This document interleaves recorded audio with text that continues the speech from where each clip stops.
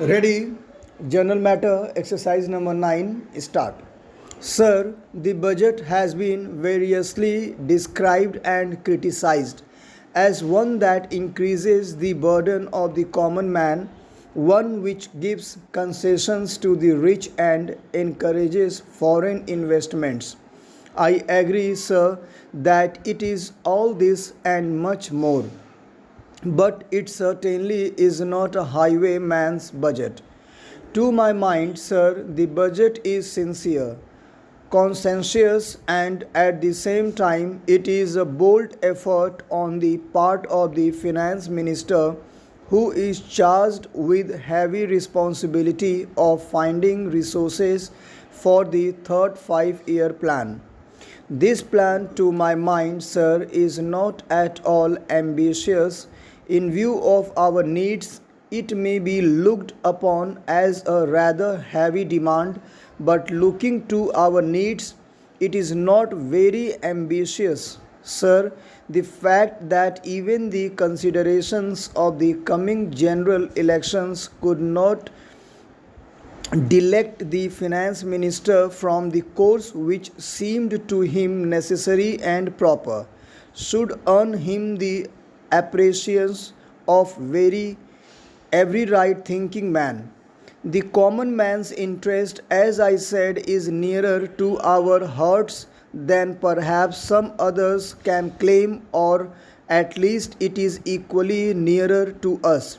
And yet, there come times in a nation's history when it becomes necessary for the people to postpone the fruits of their labor and enterprise to secure the future. Here also, sir, opinions may differ.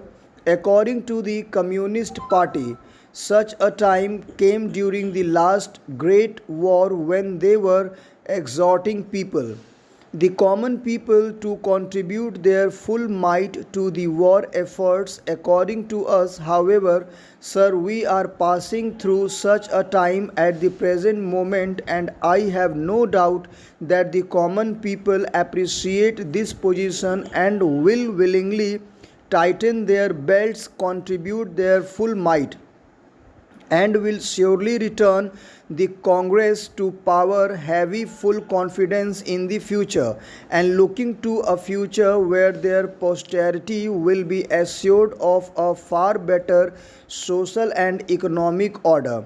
Who, sir, does not sympathize with the difficulties of other man? As a matter of fact, most of us come from that class, and I am sure the finance minister would have liked to do away with some of the levies. None would have been happier if he could have done without these new levies, but there are, sir, certain very imperative limitations. We are passing through a critical period. Sir, it may not be necessary to continue these levies for a long time. Rather, I am inclined to think that before long it may be possible to give up some of them at least. I have very valid reasons to think so. Our public undertakings are coming to their own, and some of our important irrigation and power projects have just been completed.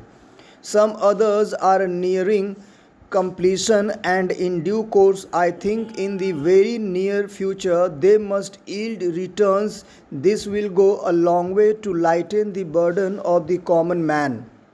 We might, sir, also resort to some other ways. I suggest that we might take to public trading in some specific items of export and import.